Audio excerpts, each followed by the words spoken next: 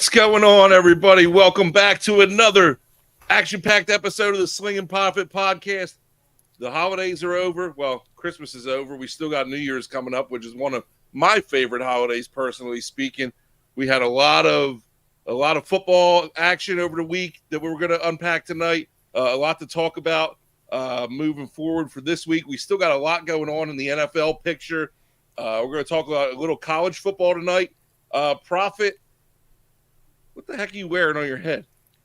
I got my Santa hat on, of course. The Christmas is ain't over. Christmas ain't over yet. I mean, we're celebrating Christmas for the fourth time this year now with our other grandkids on Friday. As a matter of fact, Thursday night, St. Nicholas is coming. I mean, he's a poor Santa, but I'm sure he'll do a good job when he gets here. You got a lot going on. You got a lot of Christmases that you guys celebrate, but got a big family. Yeah, well, that's true. Hey, have you? And before we dive into it, have you ever recalled an NFL season where so late in the season there's so many different scenarios or playoff possibilities going into the year or end of the year here? Yeah, this year has been crazy. I mean, I guess if I thought hard about it, yeah, there was probably a year similar, but no, for the most part, we got what? I think there's still 24 teams, 2 weeks left in the season, and there's 24 teams still can make the playoffs. It's crazy. Yeah, and we're gonna talk about it.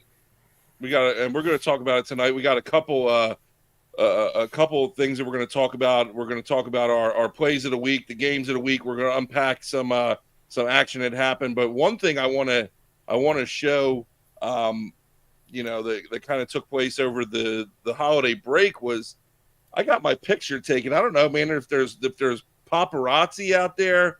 Proffet, you never know who's out there taking a picture of you at what time. And I just want to show people what I'm talking about here. So let's pull it up. Look at that picture. You see that picture? Wow. That's me holding a little baby sheep there with my daughter.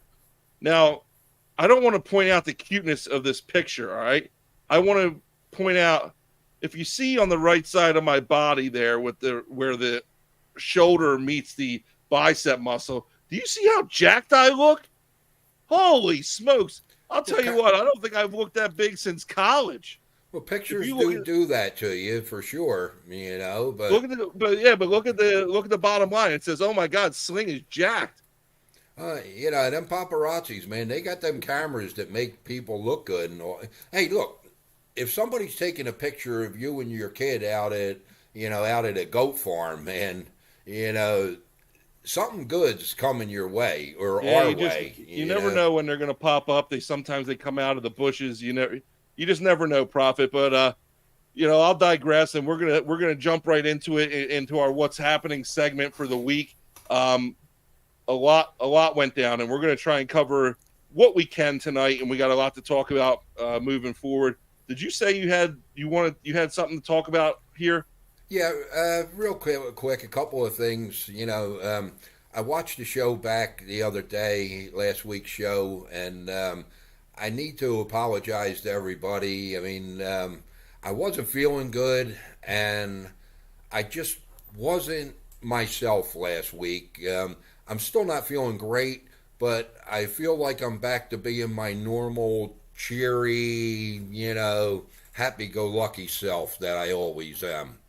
And, so I apologize for last week, being a little bit down and all, but, I'm back and, things are going to be fun. Oh, the holiday season is such a great time, okay? For those of you that, were followers of, the nation, you guys know Tony Three Thumbs. He was my private security detail, okay? I hadn't spoken to him since probably April or so. Yeah, me and Mrs. Proffet went to their baby shower, and we gave him a home DNA test for the kid, and yeah, I guess that wasn't the best thing to give him. Who knew? But they got a little upset about it, but Tony ended up coming around the other day, and he's fine. He's divorced now because he found out that the kid wasn't his, but he's doing well, and he sends along his well wishes to the show. Well, So. I'm glad that you and Tony Treetums could kind of bury the hatchet, because if you didn't bury the hatchet, he might have been burying the hatchet in you. So I'm glad you guys wound up figuring that out. We're moving forward in our What's Happening segment. Proffet, it looks like the honeymoon's over here in New York. It was a fun ride while it lasted, but our boy Tommy Cutlets, we were talking about it over text message. You said, watch out if he doesn't do well in the second half, they might bench him. I agreed with you. Turns out he came out. They didn't even give him the opportunity to come out in the second half. They benched him right away. He was 9 of 16, 55 yards in the first half. Didn't really have anything going. The week before that either. Tyrod Taylor came in, lit a little bit of a spark under the offense. I know he had a touchdown and an interception. He's always, he's dynamic with his legs too. And Giants gave the Eagles a run for their money. Honestly, I know Eagles wound up coming out on top on that, but it looks like the end of the DeVito era possibly here in New York. What do you got to say as we close that chapter of our lives, which was a pretty fun chapter for a couple weeks? Well, it was fun. It was fun while it lasted. I mean, it didn't last long, but the Giants needed something. They were going nowhere. They needed something to try and keep the fans interested, and they got that with DeVito. Okay, he showed that. You were saying a couple of weeks ago that he might be playing for, a position somewhere else. I personally don't think so now. Yeah, I don't know about that. Yeah, he might want to bring that appearance fee back down to what it used to be. Yeah, well, I think what he got was worthy of what he should be getting moving forward now. Nah, it was a fun story, but it's over, and now it's back to reality. Tyrod's going to play the next 2 games, it appears, unless he were to get hurt, and Tommy DeVito's he's in the rearview mirror at this point. Yeah, you talk about you come in, and somebody had mentioned the only thing that really DeVito did was win a couple games and cost him a couple draft picks at the end of the day, because it's one way of looking at it. He come in, you win, you're a flash in the pan, and now they drop in the draft, and they don't have anything to show for it. But so long, Tommy DeVito. It's been fun. Maybe you'll cross paths on the Sling and Proffet podcast someday soon. Well, we can still use his agent. If the guy I know, yeah. Well, he's gonna need somebody to represent now. I don't think he's gonna have much. Talk about a story, and we're going to talk about these guys later in the show too. So I don't want to go too far in depth, but talk about one of the feel good stories of the season. One of the most probably unforeseen stories is the resurgence of the Cleveland Browns. You got Amari Cooper this week setting a Browns record with 265 receiving yards. Cooper went off. He had 11 receptions, 265 receiving yards, and 2 touchdowns. And I say he had 55 fantasy points because if you're one of the unlucky people playing against him like I was, you had no shot. So it was really disheartening to see you open the app and you see 55 points out of Amari Cooper, and you might as well just pack it in before you even start. But did you get to catch any of his performance? And what do you think about this connection that he seems to have with Joe Flacco? Because he's on record attributing his success to Flacco. Well, yeah, I actually caught a whole lot of that game, and a couple of things stuck out. Number one, it was against the Houston defense in Houston, which had been pretty damn good against the pass all year. Number two, once it got to a certain point, Flacco was force feeding him the ball. It was like he wasn't looking anywhere else. They were trying to get that record, and they got it. I mean, I think if they had another series or two, they probably would have been going after Willie Anderson's record. He didn't look. He didn't look in any direction in the second half other than Cooper. But Yeah. good for Cooper. I mean, Cooper's had an up and down career too. He's always had the potential to be a great player, like we're seeing. But he was on and off in Dallas. Where did he start? I forget where he started his career. Cooper, he didn't get drafted. Hell, he was with the Raiders for a while. Did he start? Right. Did he start? It was just on and off. Yeah, like I said, he's finally coming into his own, I think.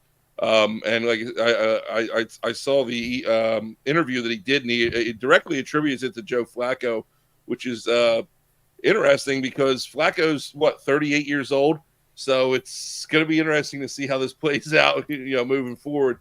And like I said, we're going to talk about it a little bit later, but I don't want to get too far into it. But the Browns have got a chance to make some noise here at the end of the season, which is unheard of. So it's going to be interesting to watch how it plays out, to say the least. Well, week after week, I keep on saying, and I might as well just make a recording of it. Joe has got to stop throwing picks. He had 2 again this weekend.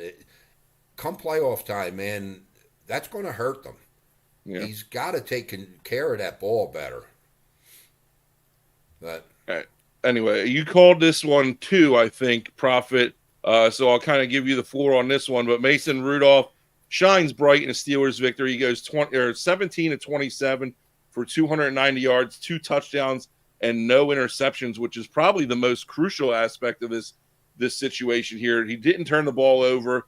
They go out and they put a spanking on Cincinnati, right? Yeah.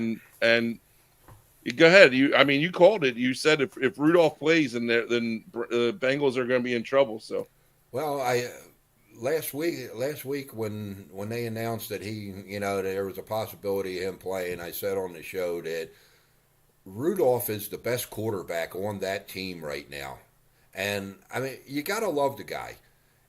He learned from Roethlisberger, which is not a bad quarterback to learn from. He sat behind Ben all them years, and then he played well, coming in for Ben when Ben got hurt and all.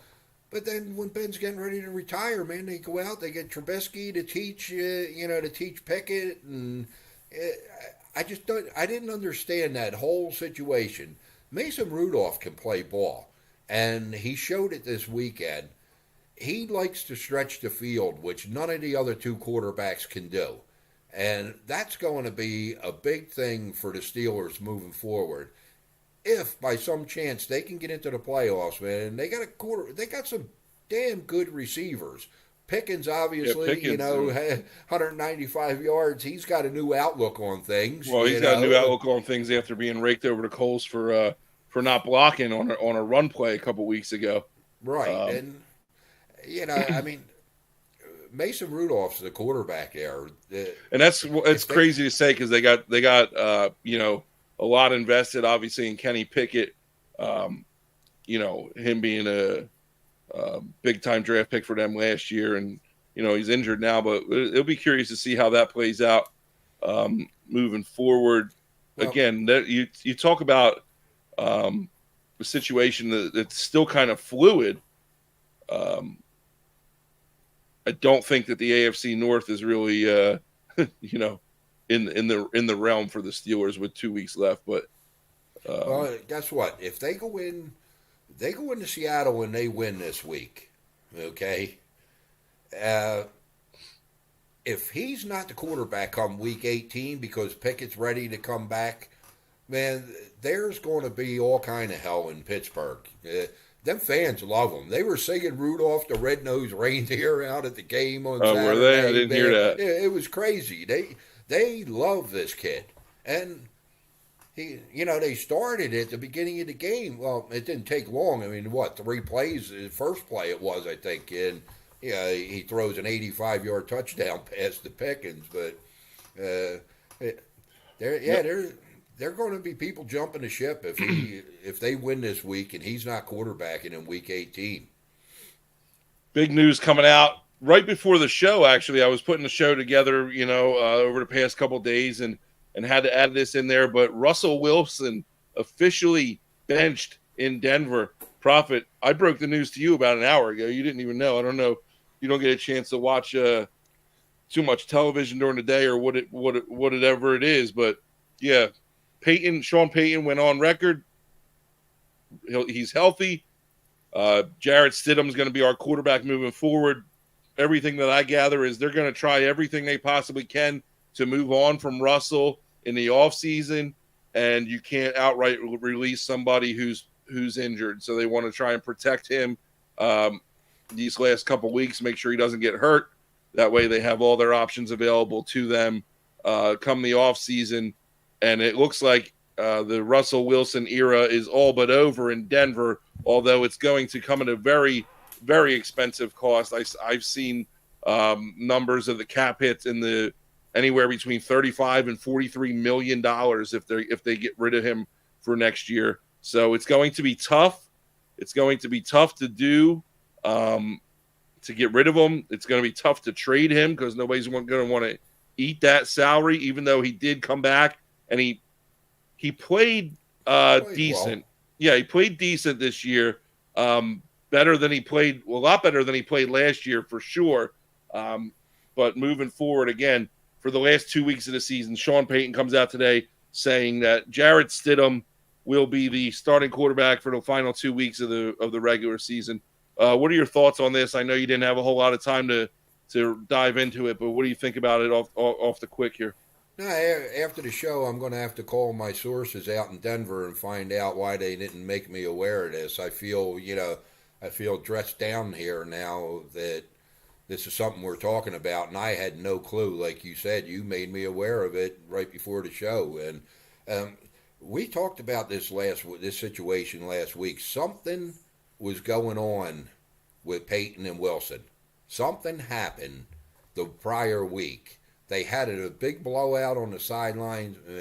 Now, they lose this week to New England, which there ain't no way in the world they should have lost to New England on Christmas Eve, okay?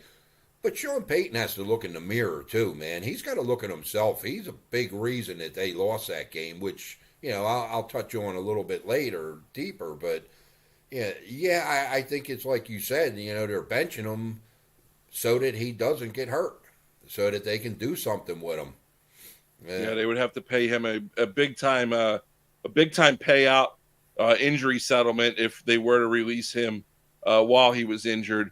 So they're going to try to avoid that at all costs. But yeah, like I said, it looks like the Russell Wilson era in Denver, a failed experiment for all intents and purposes, looks to be at its end here for the Broncos. So. Looks like somebody's happy about that, huh, Larry? Yeah, Larry's happy about it. I know, a younger me, I'm not going to get worked up over Russell Wilson at this point in my life. He's got his own issues he's got to worry about. He doesn't need Sling and Proffet ragged on him too. So I'm going to digress on that one. But again, it'll be interesting to see what happens with the future of Russ. Again, I'm sure he's going to have a market. It's probably not going to be a very big market, but he's going to have a market.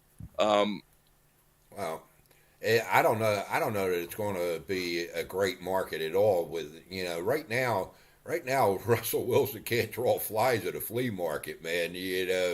When it comes to going elsewhere, who wants somebody that plays well at $40 million a year? Yeah. I mean, you're getting paid that kind of money. You got to play better than well. Well, talking about Russell Wilson and the Broncos benching him, clearly they're not at the top of the power rankings in the NFL this year. And this week last week we did a redraft of the NFL of the rookie quarterbacks. This week I kind of want to do a dive into the Sling'n Proffet's top 5 power rankings in the NFL. Interesting to see who we come up with the season winding down and so many different so many different scenarios for the playoffs. It'll be interesting to see who we come up with. Who our top 5, so to speak, teams are, and we'll start here. Let's go. Let's start with you, Prophet, and talk about your number 5 team. And no surprise there, you got the Cleveland Browns. Talk to me about why they're in the top 5 for you. Well, Cleveland, I mean, it's almost a given. I think it's like 99%, that they're in the playoffs, although it's not official yet. They are playing well. They are playing real well right now. Their defense, their defense is giving up a little bit more than it should be, with as good as they are, simply because of turnovers. But I mean, they lost Nick Chubb. You got to think about what this team is doing. That guy's coach of the year in my mind. They lost Nick Chubb in week 2, I think it was. Yeah, it was early. Week 2, I think. And they lose Deshaun Watson, mid-season, which he really wasn't doing great, but he was keeping them in games with that defense. They switched to DTR, they switched to PJ Walker, and now they got a 38-year-old Joe Flacco throwing the rock for them, and Flacco's doing phenomenal. I mean, Flacco's a seasoned veteran. He's been there. I think, again, if he can just limit them turnovers, and sound like a broken record, but he's got to limit them turnovers, and they could make some noise. Yeah, Prophet, you keep saying that. Like, every week you say, limit the turnovers. They're still winning. They're winning convincingly. They're winning against teams that are not the Baltimore Ravens, they're not the Miami Dolphins. If he's going to give the ball away 3-4 times a game against the Buffalo Bills, they have no shot at winning. Who says that they don't have a shot at winning if Allen gives the ball away 4 times a game? Nah, Allen's a different animal, though. Allen he can give the ball away and make up for it. I'm just saying, every week you come on here and say he's got to stop turning the ball over. They're still winning.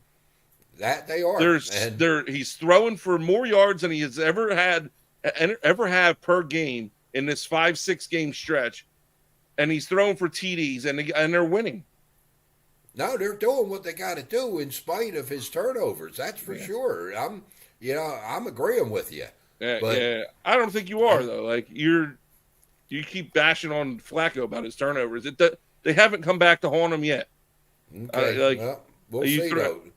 When he gets into the playoffs, and like I said, he's got to play the Bills or the Ravens, and he throws 3-4 picks. We'll see if it hurts them. Well, 3-4 picks is another story. Anyway, I got the Detroit Lions at number 5 here. I probably could have had them a little higher, but I went with them at 5.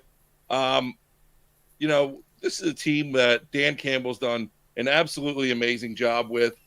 They come in, they're sitting at 10-5 right now, or I'm sorry, they're 11-4 right now. They got a big game against Dallas coming up, and then they end the year at Minnesota. You talk about Jared Goff, and I've never been a huge Goff guy, honestly, but he's playing well this year. He's thrown for almost 4,000 yards. You got a duo of Montgomery and Jahmyr Gibbs who have ran for 900 yards and 800 yards respectively. Either one of those guys can go in and carry the load for the Lions. You got Amon-Ra St. Brown, who's probably one of the, I don't know, I would put him in there as one of the best receivers in the league right now. He's up there, I think, statistically with 1,200 yards. And how many touchdowns does he have? 8 touchdowns. I mean, it's a pretty good stat line right there. And you have one of the best receiving tight ends, I think, in the game with Sam Laporta too. These guys are clicking at the right time. Like I said, you got a game against. Who do they got this week? I just said Dallas. You got a big game against Dallas this week, going into Dallas, and then you're finishing off with the Vikings. But I think they're a tough team. They're in the playoffs, and they're not going to be you're not going to want to see this team early on. That's for sure. Oh, they're in the playoffs for sure. Okay, they didn't make my top 5 list, and they gotta. One of the main reasons is the road. Yeah, they're not that good on the road. Golf just doesn't play well on the road. They've had two games against good teams on the road this year, and I say good teams, but is it really a good team? They went in and they beat Kansas City the first game of the year, 21-20, and then they went into Baltimore and they got spanked 38-6. Golf is he's two different quarterbacks on the road, and so they will get a home playoff game. But if they want after that, then who knows. Well, we're moving on to our number 4 teams, respectively, and I'll go first here because you kind of gave me a great segue. You talk about not being able to play on the road, and my number 4 team here is the Dallas Cowboys, because even though they took a loss this week to a very good Miami Dolphins team, all right, I'm not even going to fault them.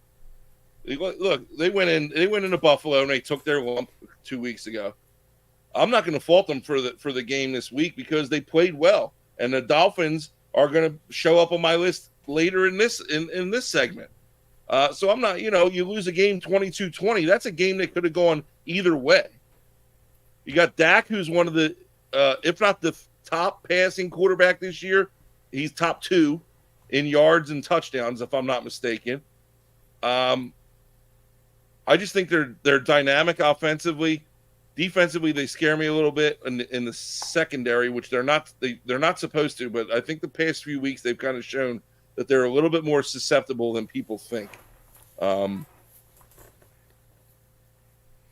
Moving forward, Dallas can control their own destiny here. I don't know. Who knows? Are the Eagles going to win the division? It's quite possible, but in all likelihood, Dallas is not a team that's going to lay down, and they're certainly not a team that's going to be an easy first-round opponent. I got the Cowboys at number 4, and I only put them at number 4 because, like I said, I thought they played Miami well, even though they don't, they can't win a game on the road apparently. No, they're not going to be an easy team for New Orleans to beat in the first round of the playoffs, like I said 3 weeks ago. But, they're going to give the Saints a battle, but they're going to end up losing because they can't win on the road against good teams. Yeah. New Orleans is better in your eyes than Dallas, even if New Orleans is at home. I didn't say that. You just said that they're not going to go in and beat New Orleans on the road because they can't beat a good team. Right. So you think you're saying New Orleans is a better team than Dallas? I think New Orleans is a good enough team to beat Dallas at home if Dallas has to travel there. But New Orleans has to make it for starters. But yeah. You're optimistic about that game last week. I saw a terrible game from the Cowboys. Okay. CeeDee Lamb gets a touchdown on the first play of the first drive of the game. And then for some reason, Mike McCarthy never throws him the ball again until the fourth quarter. They take the best weapon that team has, sat dormant for 3 quarters. How do you expect to win like that? I don't know. They're a bad team on the road. And we're going to see that in the playoffs, too. All right. Who's your 4th team? Well, I got the Bills. And, depending upon what they do next week, they're going to be jumped up even higher. The Bills are playing good right now. Yeah, okay, 24-22. Man, if that wasn't a trap game last week, I don't know what was. They have to travel all the way across the country. They come off that big win against the Cowboys at home. And, they only beat the Chargers by 2 points. They went out there. They did what they had to do. They won the game. Buffalo is playing good ball right now. We talked about Buffalo a couple weeks ago. You remember we talked about it a couple weeks ago. We said that there's my bold prediction was that they're not going to make the playoffs because they had to win outright. They were 6-6, and they were my disappointment of the season at that point. But and now they're number 4 on your I on also your power did say ranking. if they can get the ship righted, then they are going to be tough, and it appears as though they've got the ship righted. Now, what are your thoughts on Josh Allen's play as of late? The past couple of weeks, he hasn't even had to throw the ball. I mean, they've been running. He's running touchdowns. And 2 weeks ago, Cook went crazy against the Cowboys. Last week, Cook didn't do so much, but I mean, Allen did. And not for nothing, but you got a team they've won 4 out of their last 5, and they should have won the Eagles game. This is true. They lost to the Eagles in overtime. What 37-34, I think. Yeah, they play a field goal with it, and they should have won that game. So I mean, you talk about a team who has turned it around, complete opposite of their big red counterpart that we'll talk about in a couple seconds. But moving forward here, that's your number 4 pick. Number 3. Oh man, I think you got these guys a couple spots too low here, Proffet.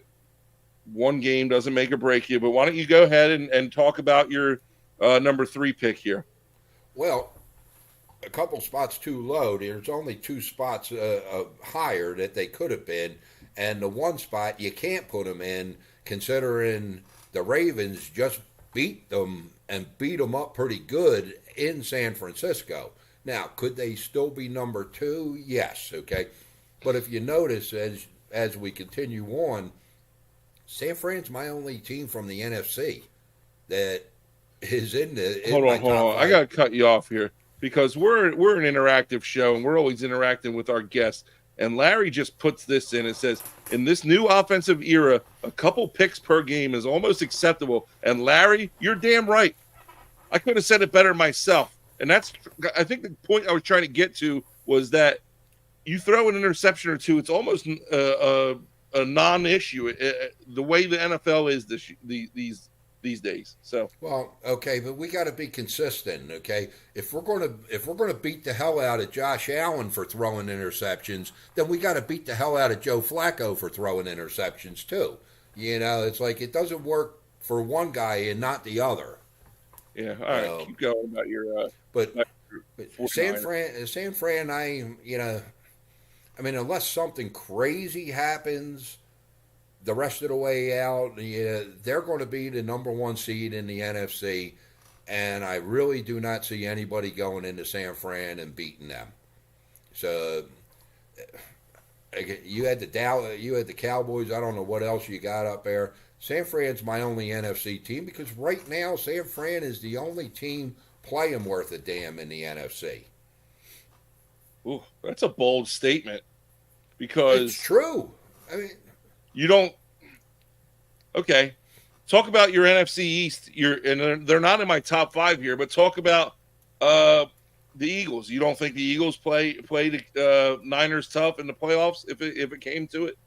No. I think they'll have such a bad memory of the spanking they got earlier in the season at home that the Niners will dominate them. Okay, let's play devil's advocate here. Let's say the Lions. I think they give them a game, possibly. Well, Detroit has to go into San Fran if that that happens. I just said Goff is a different quarterback on the road, and against that defense, I don't know. You might as well have Dak in there throwing. God.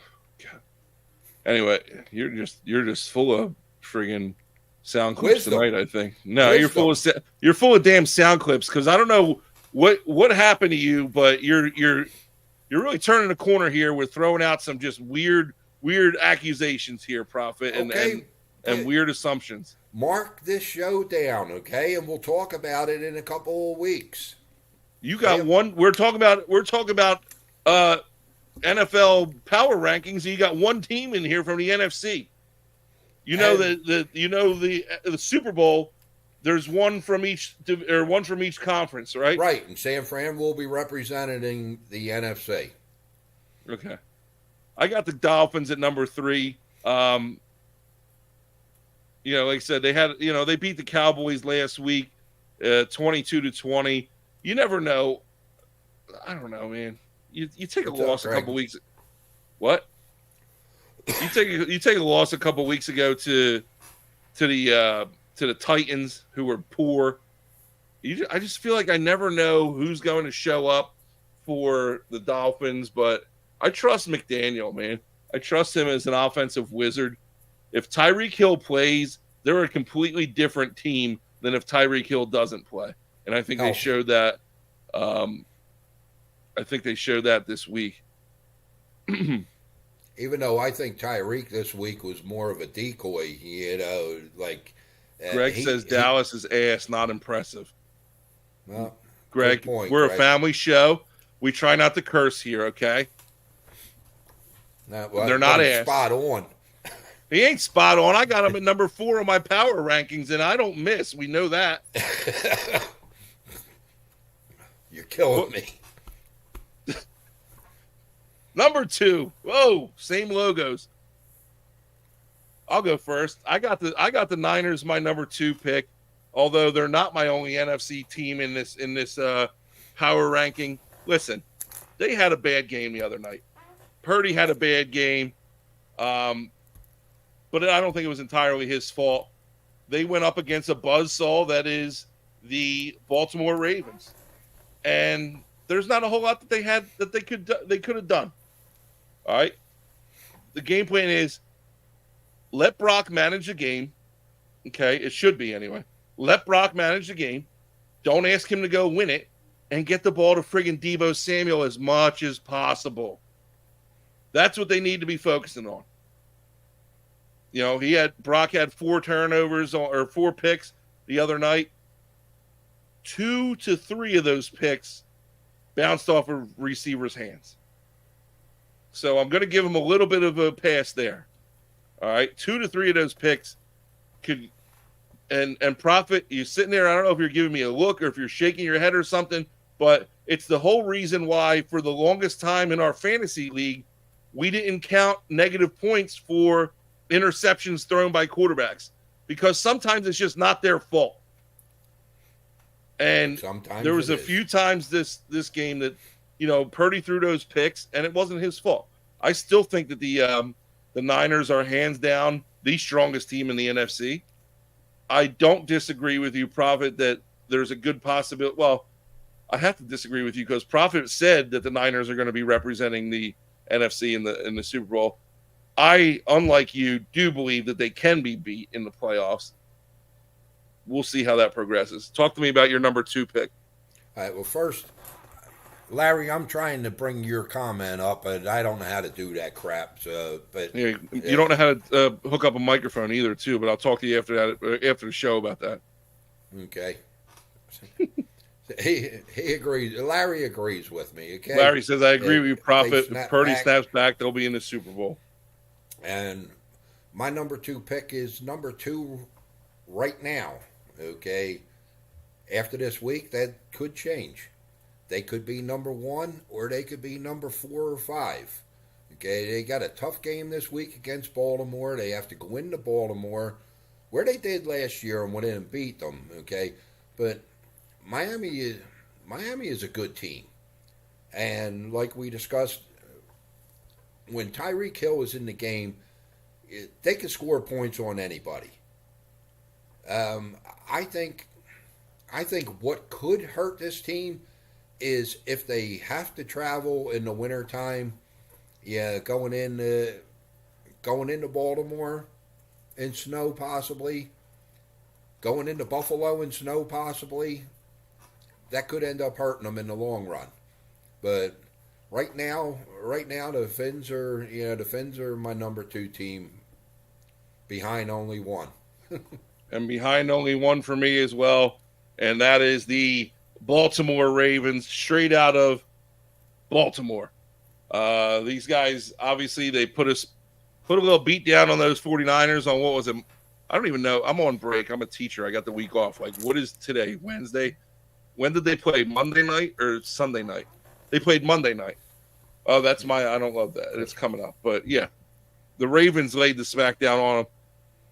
I think it's clear, cut, and dry that the Ravens are the number 1 team in the league right now. What do you think? No, I agree. I agree. And this game this past week was, now there could have been an argument for, if San Fran had won 20-17. Oh well, they were at home. Baltimore's travel. Baltimore went into San Fran, traveled across the country on Christmas night, and put a hurting on San Fran. I don't think San Fran saw it coming, and that defense is phenomenal. It really is. I mean, they're, if anybody ranks with San Fran in defense, and we talked about this last week, it's the Ravens. And when you got a team that can score points and play great defense, like both of them two teams can, they're normally the ones that are in the Super Bowl. And I said it last week, this could be a Super Bowl, preview, and I think it's going to be. I think not for nothing, but did you see the grass in San Fran? Like, I don't think I've seen more beautiful grass on a stadium. Complete side note. Their grass is so nice. Maybe it just was the uniforms. I don't know. I really like the Niners uniforms, the red on white. That's what I noticed. I wasn't really watching the game. I just saw the grass is really green. That's where I look for in the games anyway. Probably why my record is what it is. Probably. And Mrs. Proffet, we are getting along tonight. No, we're not. This is our norm. No, we're not. Last week it was Christmas, and it was something anyway. Weird. You're taking too long. Couple of my honorable mentions, and I know we didn't talk about these either, but I got some honorable mentions. You threw some shade at the Chiefs. Shade is just so you know, Proffet, like disrespect. I know you probably don't know what shade means, but you threw some shade at the Chiefs a little bit earlier in the show. We talk about it, my buddies in the group chat, like the old Ric Flair says, to be the man, woo, you got to beat the man. The Chiefs are still the man. So the Raiders are the man. All right, Proffet. You're talking like nobody's ever lost a regular season game. We're talking about the playoffs. They're losing. They're bad. They are not a good team right now. Slinger, come on. And you think it's because of Taylor Swift? Well, I did not. Whoa. Don't go putting them words into my mouth. I've had enough with the Swifties. You literally said that ever since Swift came into the picture, they haven't been producing. Travis Kelce looks like he's ready to friggin' retire in the middle of the season. When is the last time you seen Travis Kelce throw his freaking helmet on the sidelines? Never. Sunday, I saw it. Sunday, exactly. And who was in the picture all game long? Was she? I didn't even know she was there. Anyway, I got the Eagles in there too. Like, come on, you got to. I mean, it is what it is. You got to throw them in there. They're still one of the top teams in the NFC from a record standpoint. And the Buccaneers, I threw these in there myself because they're playing hot football and I like watching them. So I like watching Baker Mayfield play this year. Buccaneers got a chance to win the NFC South with a couple victories here to close out the season. But real quick, I mean, we're done with this segment. But you got anything about these guys here? These three teams? Well, I'll tell you what. Buccaneers, I don't think. Yes, they're fun to watch. I'm enjoying what Baker Mayfield's doing. I don't think they have a shot at doing anything in the playoffs if they get there. Kansas City, I do not like. They are a team in turmoil, and the Eagles, they still have time to right the ship. I mean, they were in the Super Bowl last year, so they get things back in order. They could make some noise in the playoffs for sure. Well, there it was, folks. That was the Sling'n Proffet's top 5 NFL power rankings. That was the first time we've ever done that. That was fun, Proffet. We had some agreements, some disagreements, but you know what time it is, man. You know it's time to move on to the weekly roundup here. Hey, just enjoy the music for a second.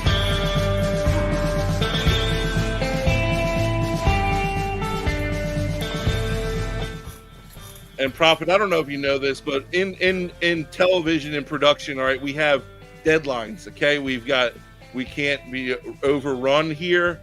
Let's try and keep this a little bit shorter than you did with our last segment here. We're going to go into our weekly roundup. Stop disagreeing and arguing with me, and it won't take so long.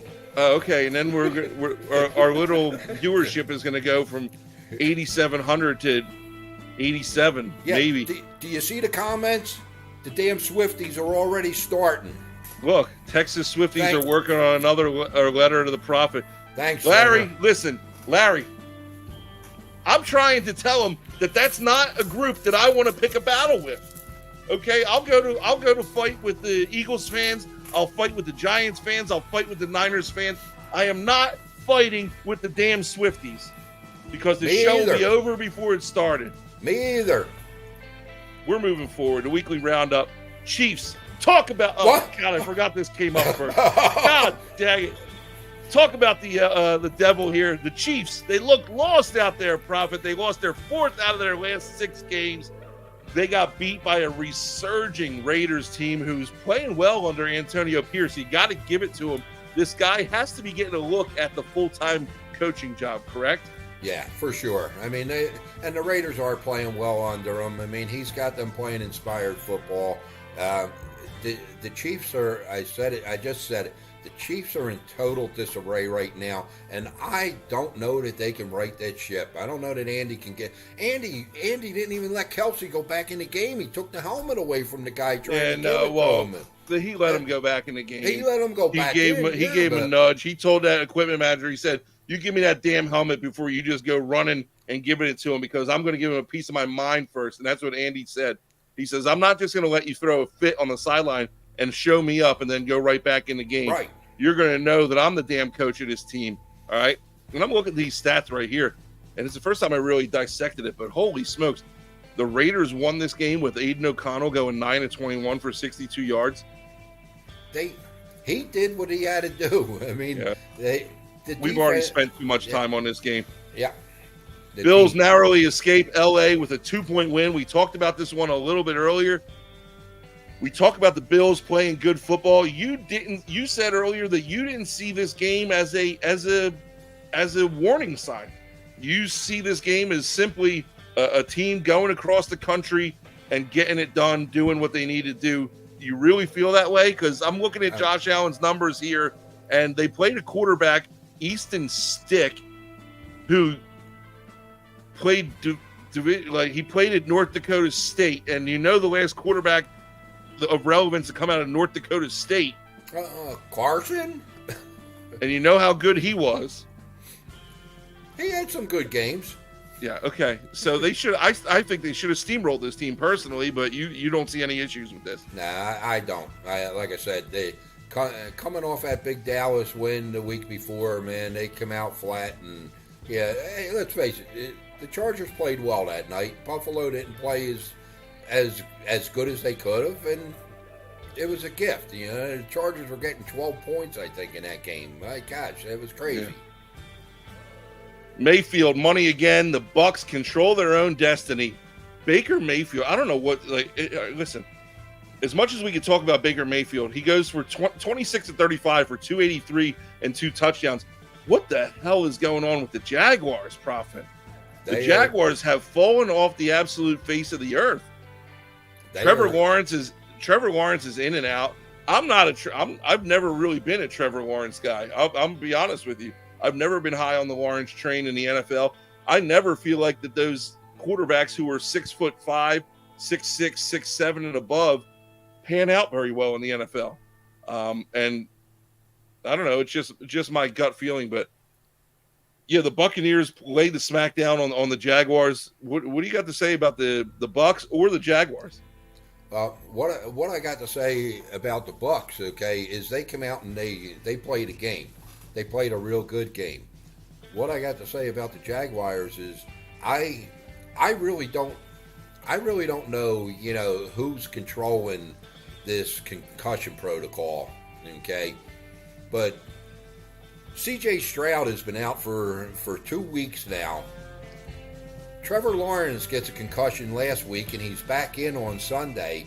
And I'll tell you what, looking at him at the beginning of the game, he did not look right on the sidelines. I'm not a neurologist, I'm a prophet.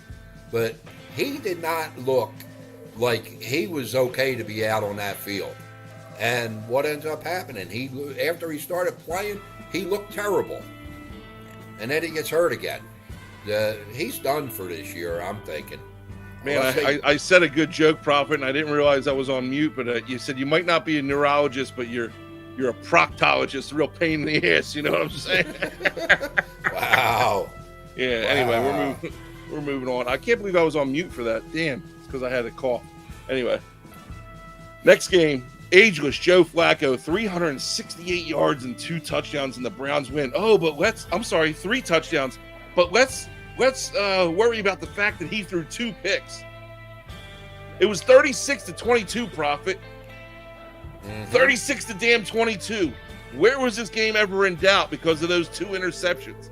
Maybe one of those interceptions was on a Hail Mary. This week it wasn't. Okay, last week they almost lost to the Bears because of his interceptions. I mean, come on.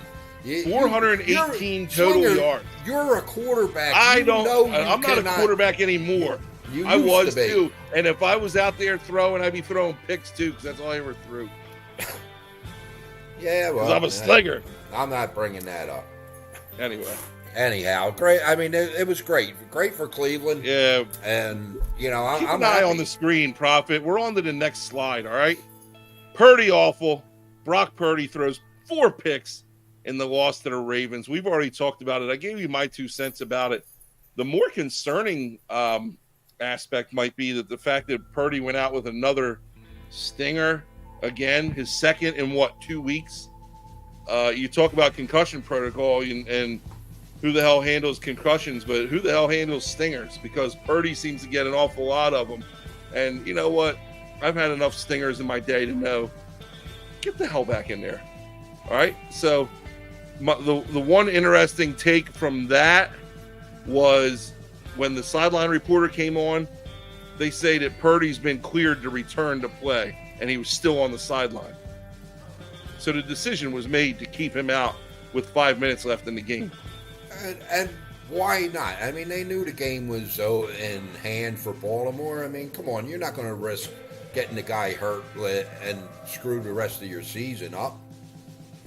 So, okay, here comes. Hey, I was waiting for this guy to come on. There were 3 minutes left. BP, listen, I defended Purdy enough to where I said that a couple of the interceptions weren't his fault.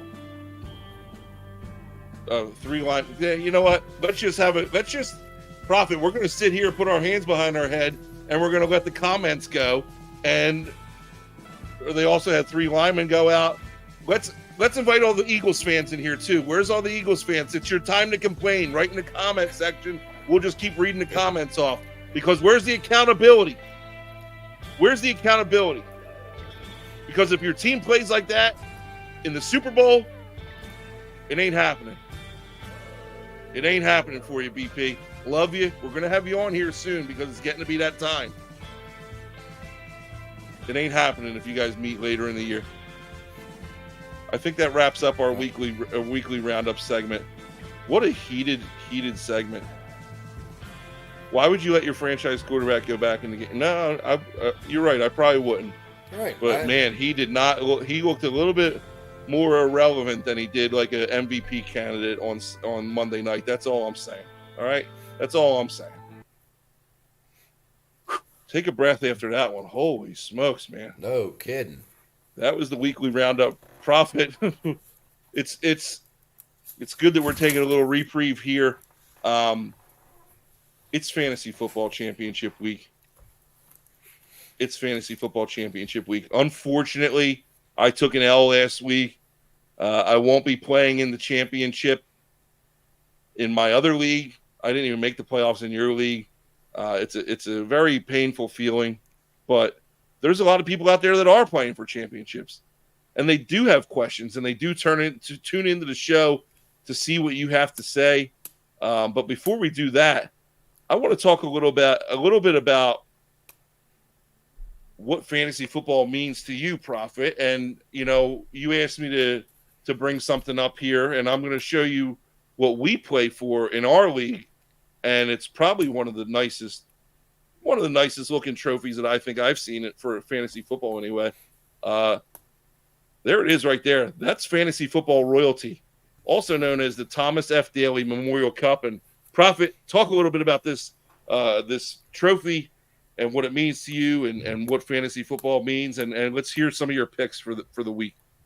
Well, for starters, fantasy football. I mean, this is our 33rd year in having a league. My 33rd year of running a league.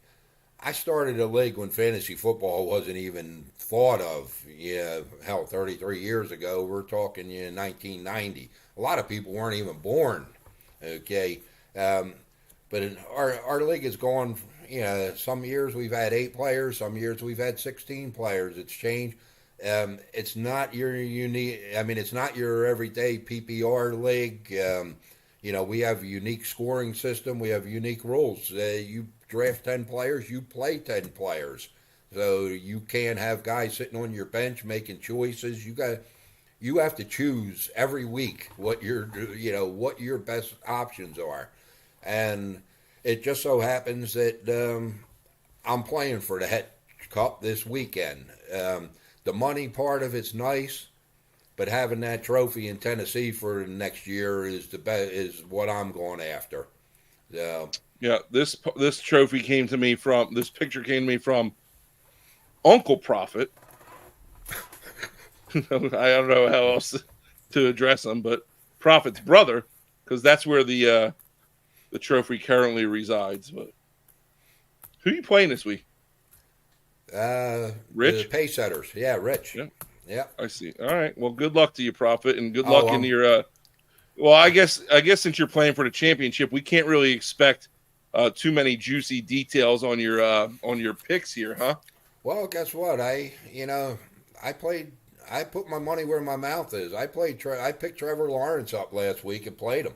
Fortunately, the rest of my team scored and he didn't. But I put the plays out there. I don't hold back with anything, guys. If they're there, if I think they're a good play, then that's what I'm putting out there. So, and to start this week off, Derek Carr.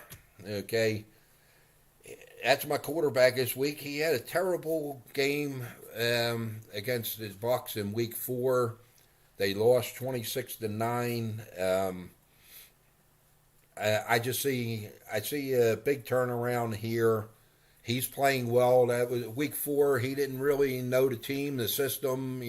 He's got it together now. I think New Orleans is going to go into Tampa Bay, and they're going to put up some numbers, some big numbers. Derek Carr, you got him. Don't be afraid to play him. Okay. Running back, Travis Etienne. It doesn't look like Sunshine's going to be playing this week. Etienne hasn't been doing a whole lot lately.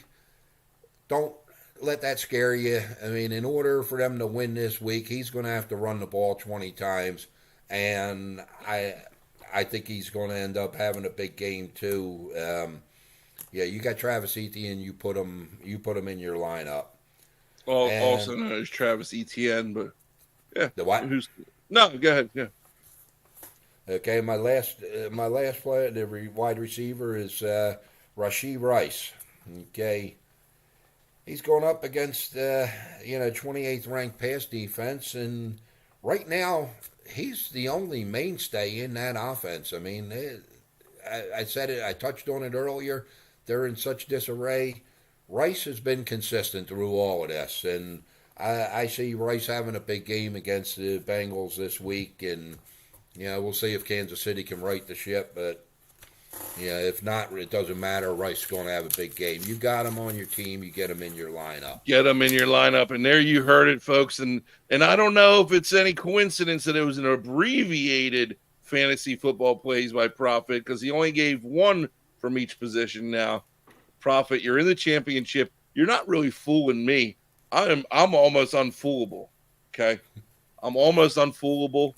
I don't know what these other guys are thinking here, but good luck to you in the championship as you move forward. Do we got any Ask the Prophet questions this week? Did you get any emails over the Christmas break or what? Yeah, I got a bunch of them. Okay, I just want to. This actually just how about we keep it to one or two? One each. One each, just like every week. And yeah, Murray didn't have a great game. Larry, you are 100% correct.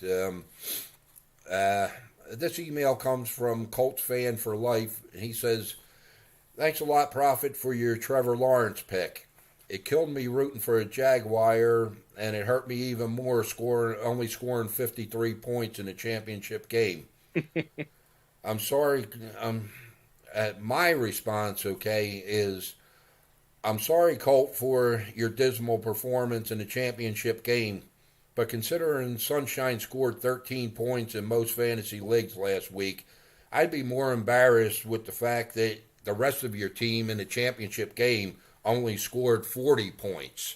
Okay, so, hey, look, I don't hit every one. I don't claim to hit every one. But by gosh, I had Trevor Lawrence in my lineup last week, and I won. I scored 120 points. Your shit-ass team scored 40. I mean, sorry, but whatever. You're always making friends with the viewers here, Prophet. Good job, pal. I say it all the time. You want to come at me, but make sure you come at me and you know what you're talking about. I mean, come on, 53 points. The guy scores 13. He didn't score anything. You are just. Okay, I don't think you understand You don't understand. The fact of being nice to people and bringing people back to the show and making them want to watch, not keep yelling at them and telling them how bad they suck. Stop crinkling papers. We're moving on. As long as I keep on putting out winners and giving winning advice, that's going to bring people don't back. get me started about putting out winners, Prophet. You told everybody to bet on Jalen Hyatt. He didn't have a freaking target. Did he even play? I spent my Christmas miracle money on that. Did he? There's a lot of people pissed off at you. I sent out a tweet. I sent out a Facebook message. I said, special Christmas gift from the Prophet. Pay Jalen Hyatt. No, he wasn't kidding, even man. on the damn field. Must have been too much eggnog. Yeah, that you cost a lot of people money, and you're going to personally issue refunds. We're going into the games of the week. First up, Detroit Lions at the Dallas Cowboys. We shouldn't even talk about it, apparently, because Dallas can win at home. They can't win on the road. It's going to be the Dallas Cowboys, no matter what. Over-under here, 53.5, which I don't like this line at all. Dallas, 6-point favorites. I don't like this line at all. I'm not getting too deep. I'm really excited to watch this game. I'm a what do they call it? Quasi Lions fan. Quasimodo. Yeah, because I do like Dan Campbell. But listen, I'm just going to keep it at this. I got the Lions covering. Do they win the game outright? I don't know. But I do not think that the Cowboys come in and blow them out. I think this is going to be a close game. I actually do think it's going to be a high-scoring game. So I might want to tickle the over there. But I got the Lions covering in this game. That's all I'm going to say about it. What about you? Okay. Well, Detroit's going to go into Dallas, where Dallas is pretty much unbeatable. Okay. Same scenario last year. I think Dallas was 7-1 at home last year. They're 7-0 so far this year. Detroit waltzed in there, riding high. Dak's first game back from his injury. Dallas beat them 24-6. I don't see them beating them 24-6 this year, okay? That was 18 points. I only see them winning by 17. I got the Cowboys 34-17 in a romp. Whoa, did you hear that out there, Cowboys fans? Prophet picked your team to win. Let's get that a couple thousand views on TikTok. Can I get a hell yeah? I don't know what that was. Anyway, we're moving on. We got the Dolphins, Ray Finkel himself, visiting the Baltimore Ravens down there on 495 or whatever road that is, 95. Dolphins come in at 11-4. The Ravens 12-3. They were both two top teams in our power rankings earlier in the show. Over under here at 47. The line is Baltimore -4. Baltimore's 4-point favorites here. I talked about it earlier in the show. You never know. I feel like you never know with this Dolphins team which team's going to show up. All right, they're the team that can show up and score 65 points, or they're the team that can show up and get beat by the Titans. That being said, I got the Ravens in this one, and I think I got the Ravens pretty big. The Ravens are going to cover. I'm on record saying the Ravens are going to beat the Dolphins by at least 5 points. Okay. Gotcha. Duly noted. Okay, this game here, you know, the word letdown is thrown around a whole lot in the NFL. And if there ever was a letdown game for both teams, not just one, both of them, it's this game. The Ravens, you know, coming off the big win on Monday night. Dolphins coming off the big win against the Cowboys at home on Sunday. They could both be in for a letdown, except for the fact that the Ravens got big-time revenge.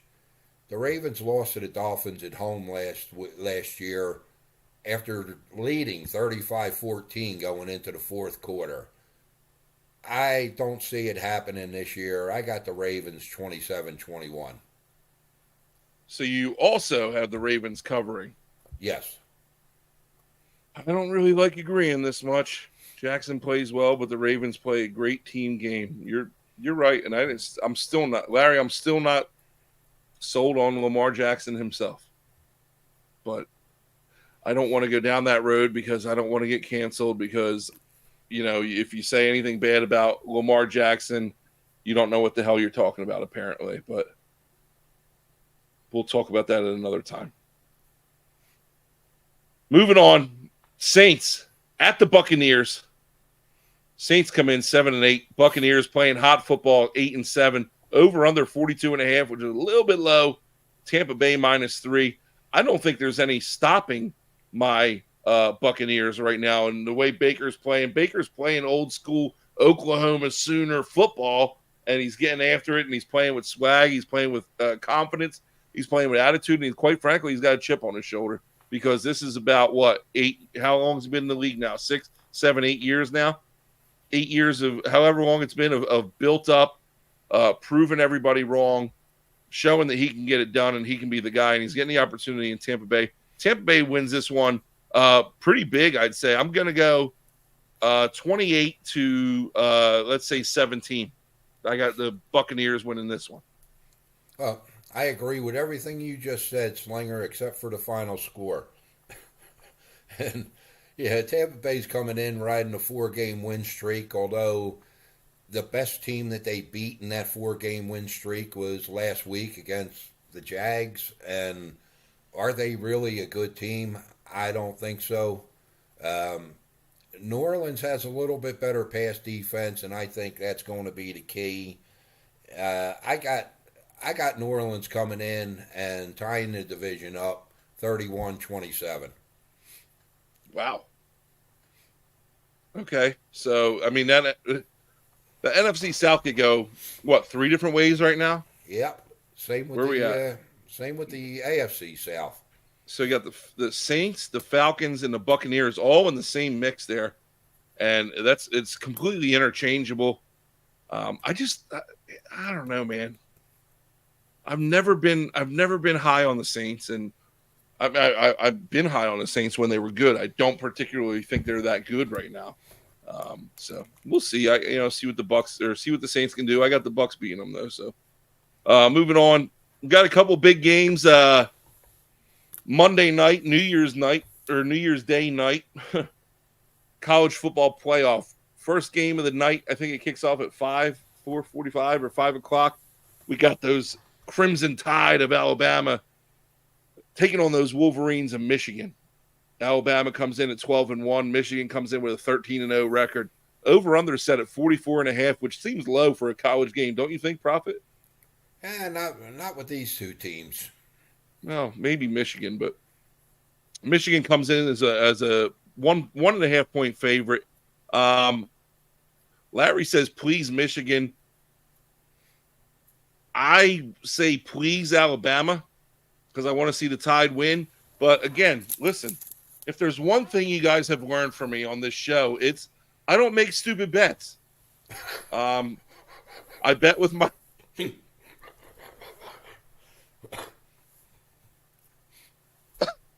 I bet with my head and not my heart, okay?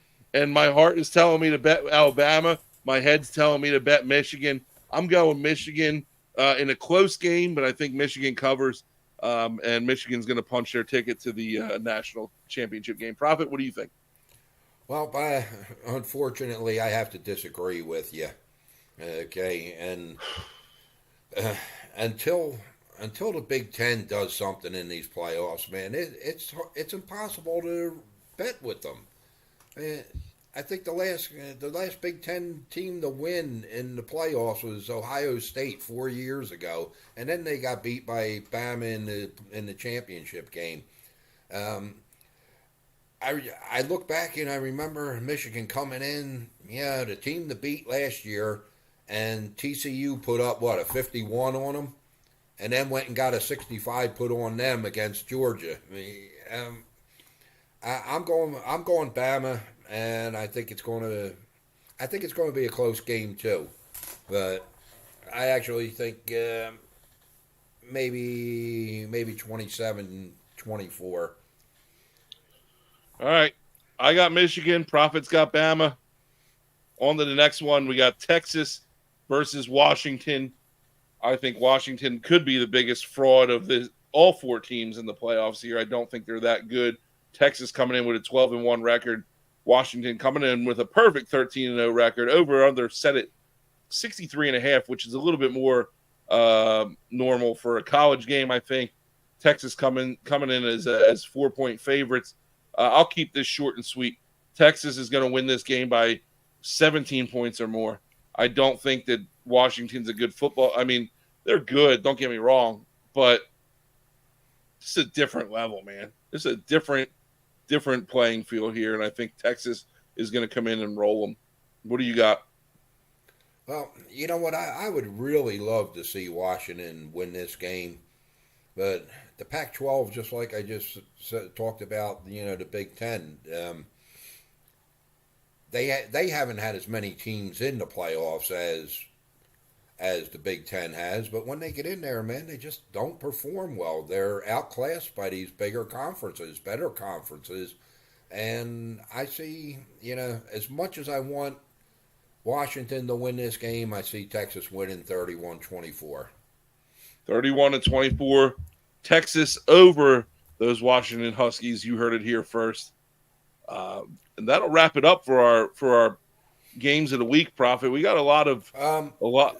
Let me just say this, okay? Last week, Slinger actually outshined me on the games of the week. He was 4-1. Hell yeah, baby! Which brings his yearly record there to 8-9. Let's go. 8-9. I can almost win the NFC South. Let's go. I was 4-1 against the spread, 3-2 straight Nobody up. gives a crap against the spread, Prophet. Yeah, just give us the friggin' numbers. So you were 3-2. I was 4-1. I picked up a game on you. I'm 12-4 straight up, 13-3 against the spread. I don't care about we don't care about against the spread crap, Prophet. We care about straight up. And guess what? Once football season's over and we start doing college basketball games of the week and start keeping records, I'm gonna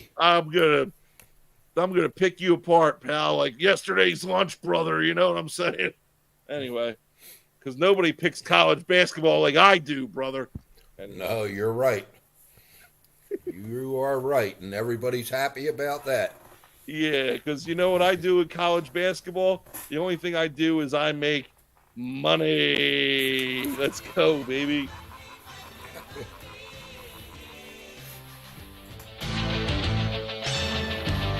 Everybody's got a front.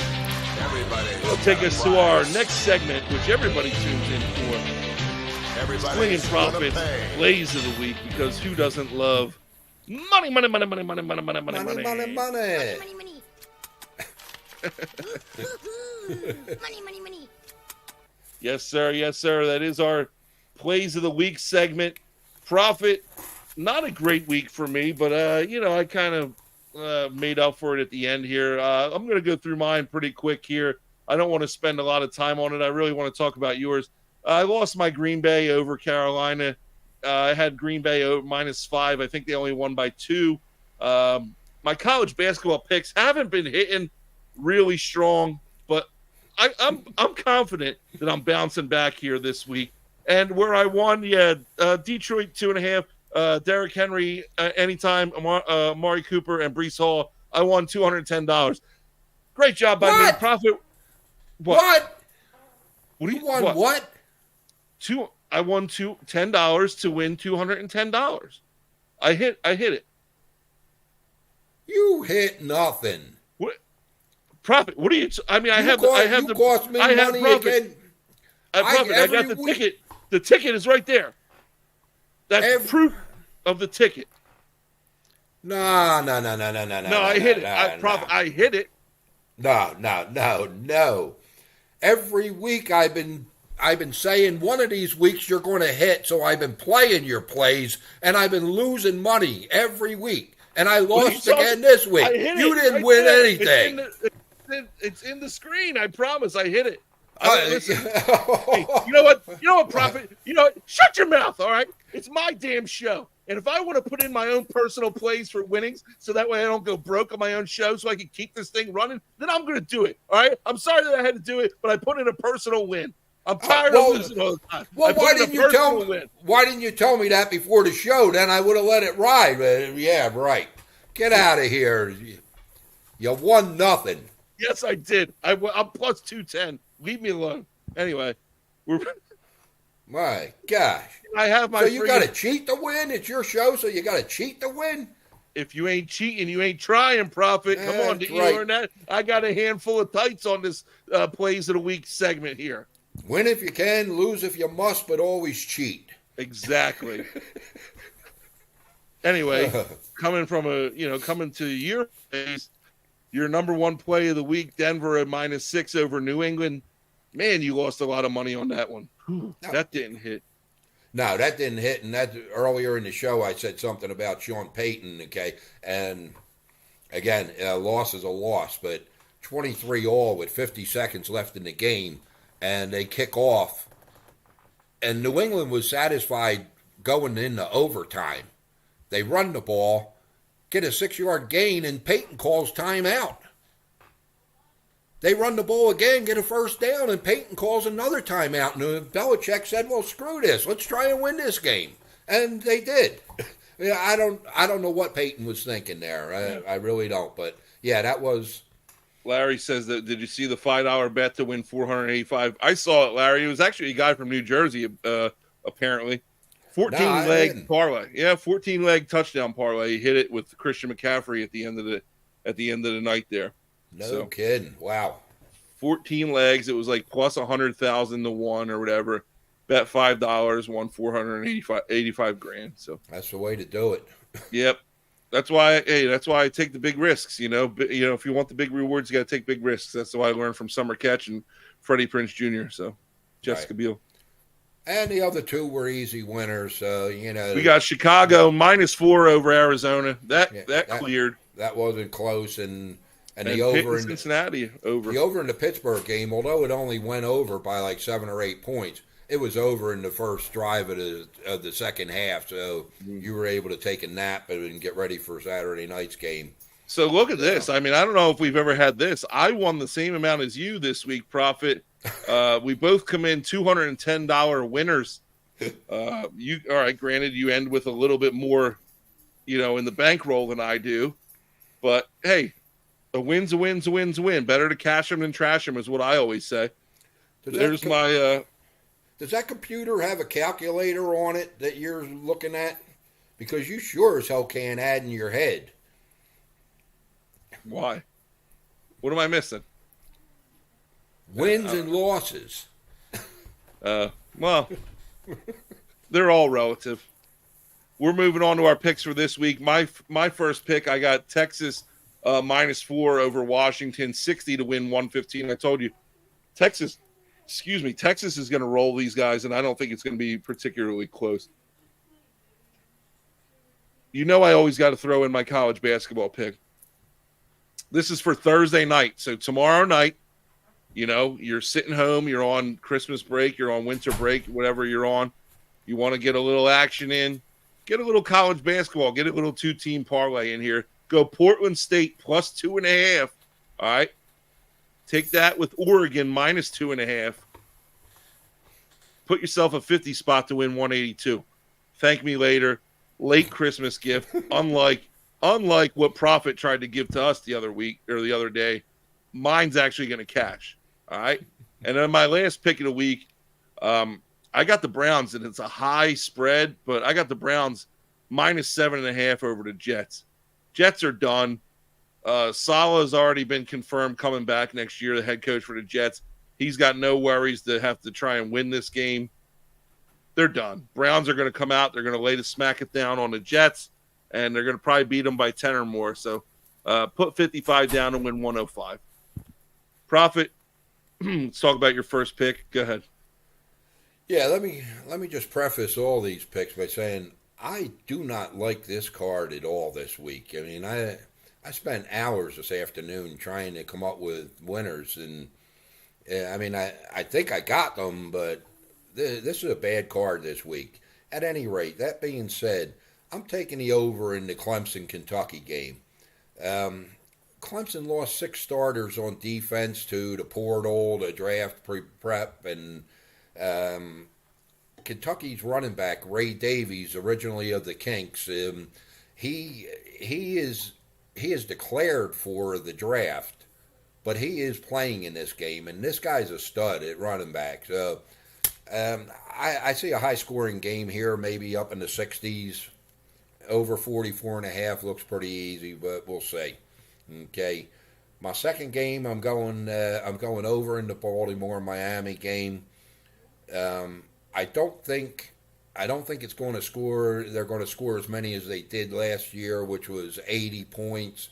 But I think 55 to 60 is definitely within the reach here. So I'm taking the over Miami-Baltimore.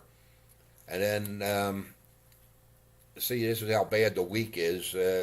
I'm actually going with a TD scorer here, and it's in tomorrow night's game.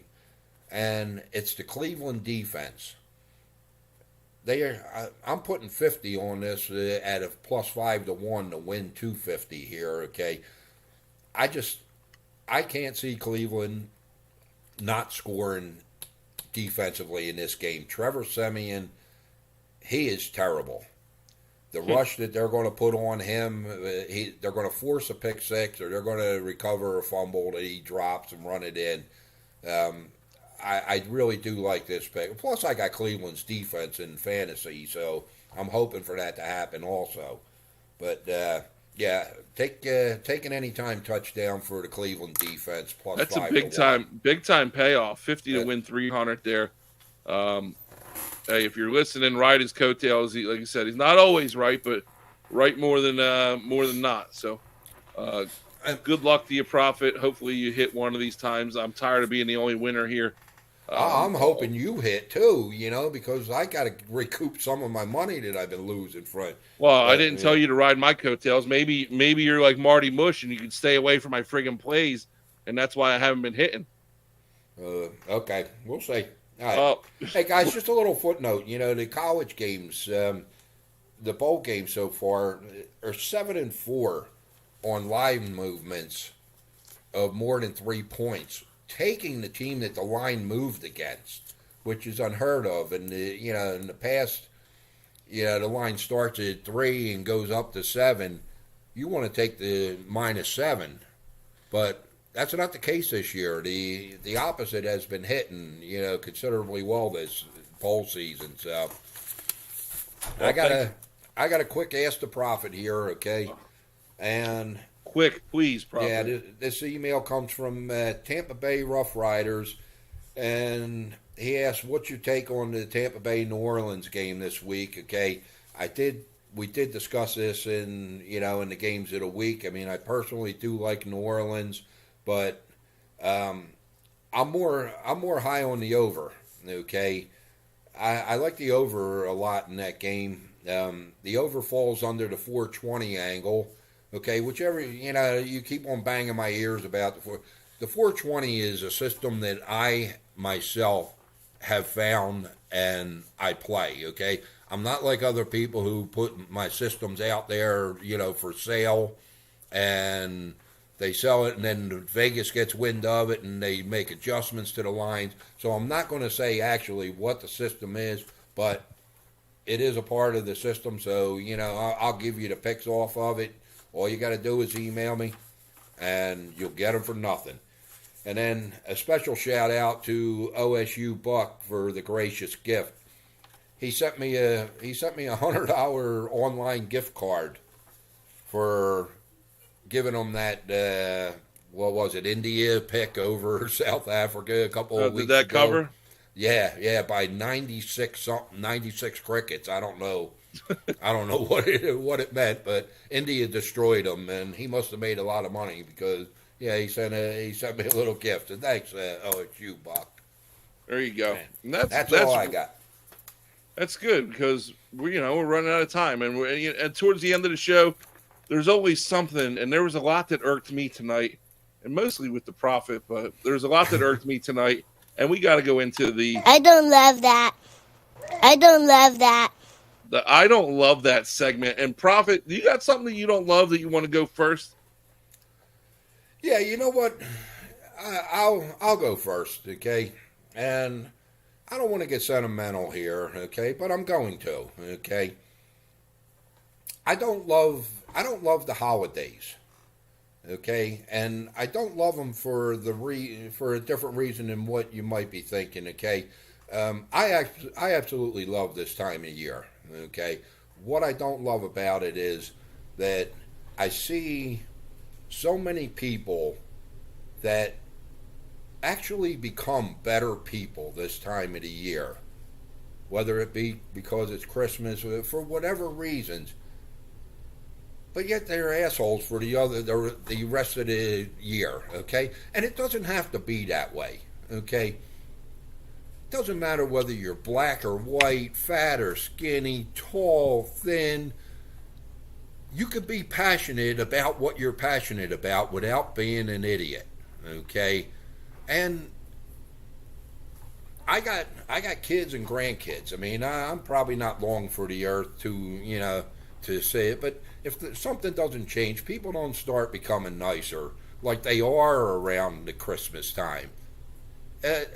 I don't want to know what it's going to be like for my grandkids and my great-grandkids. I mean, I want them to have a world that, they have something to look forward to, not what we're in now. And it doesn't take a whole lot. It really doesn't. Be nice, people. Be nice. Simple as that. Be nice. Doesn't take much, guys. My I don't love that for the week is it's, not everybody has this week off. I understand that. Not everybody's a teacher. Not everybody's a kid. People have to work, and they get a day off for Christmas. They get a day off for New Year's, and they go back to work, and they do their thing here. But there's so much going on this week in the sports world. Why on earth do we need to have a college football playoff game start at 8:45 on Monday night on January 1st when we all have to go back to work on the 2nd? What is the problem with playing this game on December 30th? Does an NFL have to have a monopoly on Saturday games now too at the end of the season, and we can't go up against each other? No, I get it. New Year's Eve falls on a Sunday, so you're not changing the NFL schedule. Get the damn Saturday games for the NFL off a Saturday and play the damn college football playoff games Saturday. You're starting a friggin' Texas-Washington game at 8:45 at night on a Monday night when we got to go back to work the next day. It doesn't make any sense to me. I don't love that at all, and it pisses me off because I'm going to be in bed before the game's even friggin' started. Do something else. Think of the ratings that you'll get on Saturday night if you were to play this game. And NFL, just move your friggin' games. Nobody needs to see you 4 days a week. Play your shit on Sundays. Pisses me off. Excuse me. More. A lot of people Anyway. are off. A lot of people are off for 10 days, and then boom, the start of the championships at 9 o'clock at night, and Right. Or they can't watch Larry it. says started at 6. Like, what's stopping you? I get it. January 1st has always been traditional big bowl college football. I get that. But things change. Times have changed. All right. Start the game. If there's 2 games, start one of them at 2 and then one of them at 6. What's the problem? I'm fine with that too, Larry. But, like, come on. 9 o'clock at night on the East Coast, dude? What are we doing? Anyway, that's it for our show this week. We had I told you we had an action-packed show, and I think it delivered. Prophet, what do you think? Great show. Yeah, we went an hour and a half. We haven't been going that long. I know you guys missed it. Good. We bounced back, like I said last week. Last week I wasn't very cheerful. This week I was all full of cheer. No, this week you were a pain in my ass, like a proctologist. Anyway, I'm bringing back on this date because I know it took a little hiatus last week for the Christmas movie countdown. But on this date, December 27th, Prophet, are you ready? I'm ready. This date in 1983, Hulk Hogan made his WWF return in St. Louis, Missouri. His return match saw him gain a victory over the ever-dangerous Bill Dixon. This was his first match back with the company since 1980, after he had left due to disagreements with Vince McMahon Sr. over his proposed role as Thunderlips in Rocky III. Yeah, brother. Did you like Rocky III? Because I wasn't a big Rocky III fan. I mean, it was okay, but no, I watched it once, and I don't know who Bill Dixon is, though. You know, probably some jobber, but yeah. On right. this date, in 1979, Prophet, I know this is right up your alley. The soap opera Knots Landing premieres on CBS television. Were you a big Knots Landing guy, or were you an As the World Turns guy? I was Dallas and Dynasty. Sounds like you were As the World Turns. Nah. Hey, listen, we got something for everybody on Sling'n Proffet, and tonight we got something for the hockey fan.